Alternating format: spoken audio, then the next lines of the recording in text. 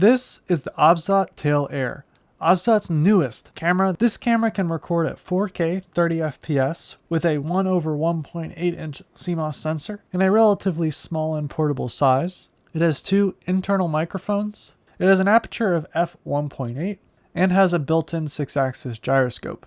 Inside the package, you're going to be greeted with the camera itself, carrying case, a USB splitter that splits out the standard USB-C to two USB-C devices, a regular USB to micro USB adapter, as well as a standard USB-C cable. The case is pretty robust and actually does a good job protecting the camera, and everything fits pretty snugly so it's not going to bounce around. And the device itself is pretty well built. While being out of plastic, it does feel rather high quality and looks pretty solid as well. In terms of ports, you have a micro HDMI port, an SD card slot, a USB-C slot, and a 3.5mm microphone jack, and a power button on the front. You also have this LED bar on the front as well that gives you some indication of what's going on the device. This also does have Bluetooth capabilities, so you can connect other devices such as this remote here and use it to control multiple devices. It has a battery life of about 2 hours. And in my experience, it's closer to about 1.45 hours when you're recording 4K 30 FPS. I really like these cameras because they're really great for a single person setup, as you can take these anywhere, set them down, and they can follow and track you without needing a tremendous amount of work from you, the user. You can record yourself doing something and capture the actions pretty fluently. However, I usually start my reviews with the concerns/complaints, and I have two of them. First is the micro SD card slot. When you're trying to get footage off of this camera, you're trying to, of course, pry your finger into here to get the SD card out. I have, right now, relatively long nails. It's rather difficult for me to get the SD card slot out, and it takes a good bit of perfectly prying to then get the SD card out. I've often resorted to using the tip of a pen to poke the SD card out. However, that's not that big of an issue. My next complaint, though, is the lack of connection. If you don't have the Bluetooth remote, you have really no way to control this if you are in a setup that doesn't have Wi-Fi. If you didn't want to take your phone, you didn't want to connect cellular data, and you just want to use this as a single device, it gets difficult if you don't have a remote.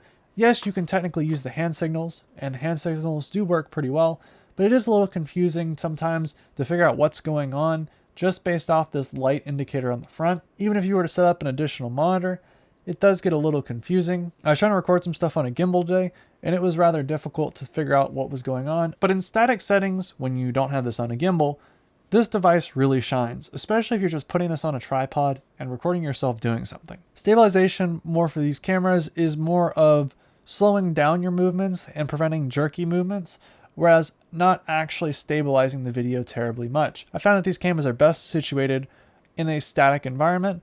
And if you are moving them around a whole lot, as much as I'd like these cameras to have gimbals, full 3-axis gimbals that actually stabilize the footage, they don't.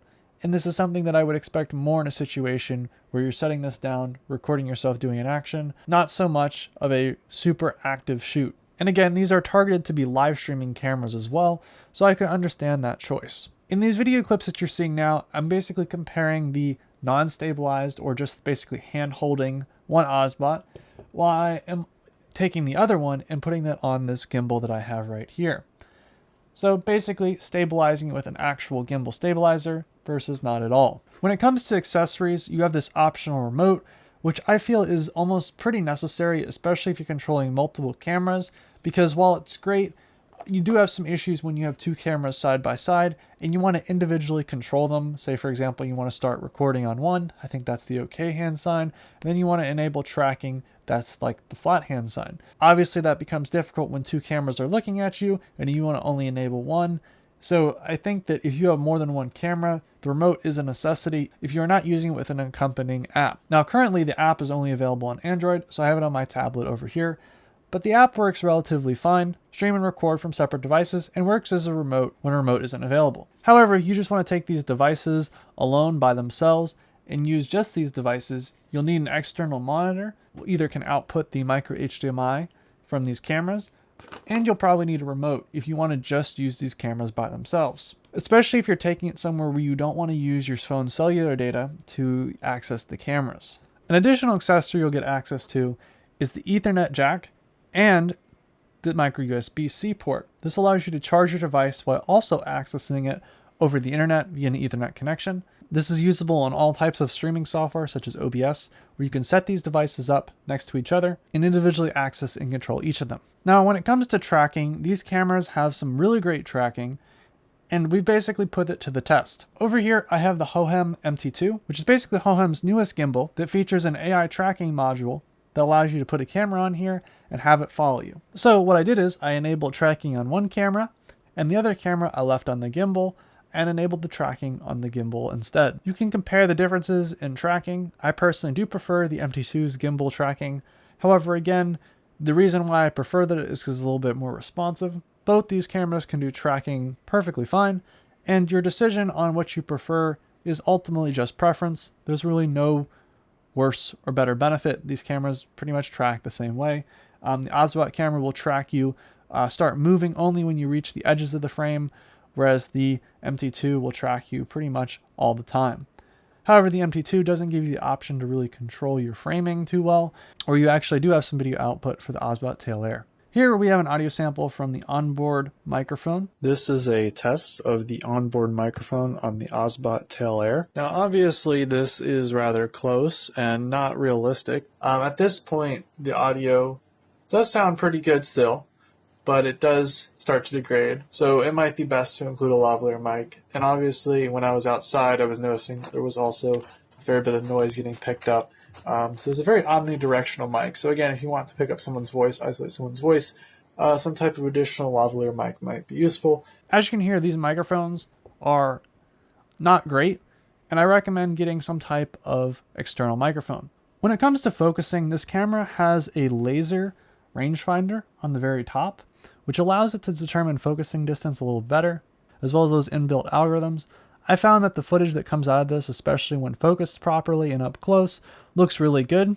And you can actually get some really nice shots just from using this camera here. When it comes to color accuracy, I thought this looked very good. I would say that the video that comes out of here, we'll touch on this in a sec, is exceptionally good, and the color accuracy is pretty good as well. Touching on the remote in more depth, you have a couple of different features here. You have, of course, the ability to turn it on and off, picture and video.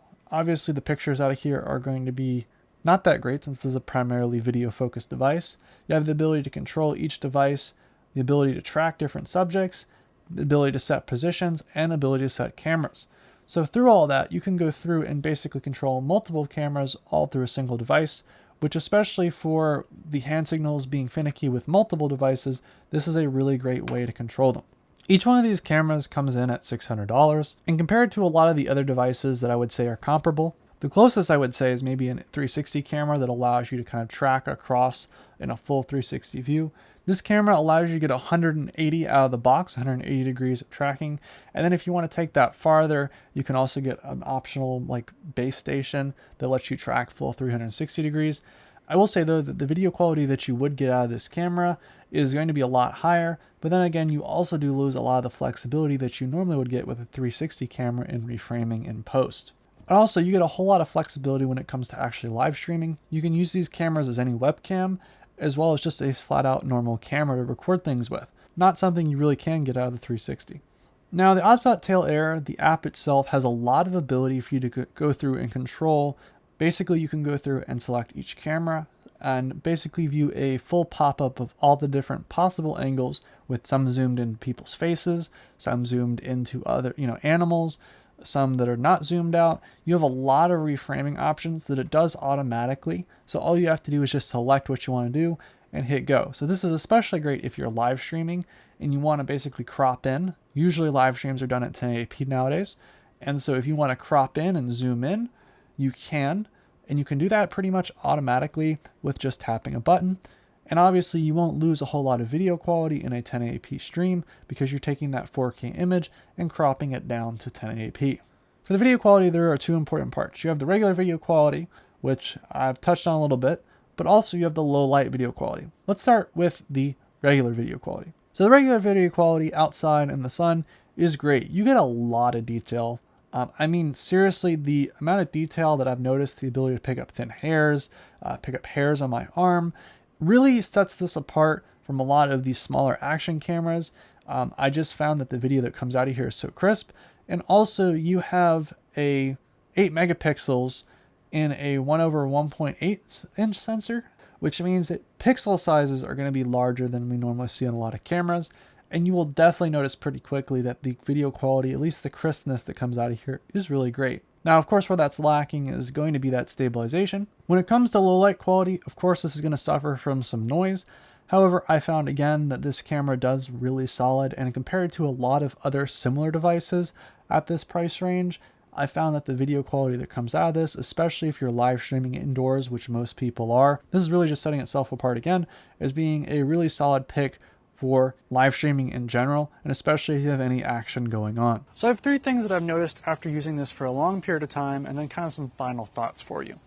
The first thing is I've really noticed that this focusing is finicky, in that when you have something in the background like a well lit or a light source, it does struggle to focus, specifically in the tracking mode. It was really interesting because yesterday I was trying to record at sunset. The sun kind of comes through the trees back here, and it really was struggling on focusing with me, which I understand that's kind of a challenging situation. But it also stopped when you stop tracking. Now here it's doing a pretty solid job. I get kind of close. It does a pretty good job focusing on my face. I get away and I can move around. Not a big deal. More interesting though is kind of when I take that a step farther and we start looking at stuff that's kind of in the background here. So if I stop it from tracking me real quick, we'll take a look back here real quick. And as you can see, when I'm in frame, I'm well focused. You can really look close at my face here. There's a lot of detail in my beard. There's a lot of detail in my hair. You can see each of the individual hair strands. All that very high detail. However, if you start stepping out of the frame real quick, it does struggle at focusing towards infinity. And I've noticed that that's kind of been the limiting factor. Now, of course, that isn't necessarily a bad thing because, again, you're going to be using this camera within a couple meters, not something that's 50, 100 meters away. So I don't think that's terribly bad, especially because ultimately where it matters, here in this kind of situation, talking, maybe moving a little bit, tracking you a little bit, that's not really an issue because you're very crisp and very well in focus. Also, the hand gestures are very usable. They're pretty responsive, so I can put my hand up here. Even in a relatively low light situation, it still does a pretty solid job at kind of picking those up and stopping. I've definitely noticed that the quality on here is really nice, at least when it's zoomed out all the way and you're kind of using the full frame. And I have been informed by Obsbot that they are working on the issue with the focusing at infinity.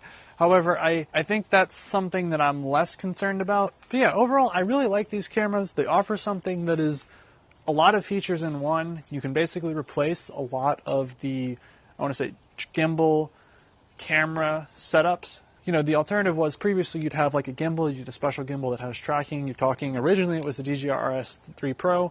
Then you're talking maybe something like a Hohem MT2. It has a separate camera for like tracking. And now we're kind of at something that's a lot more inclusive. We saw something with their latest revision of their webcam. A lot of these cameras are now adopting tracking.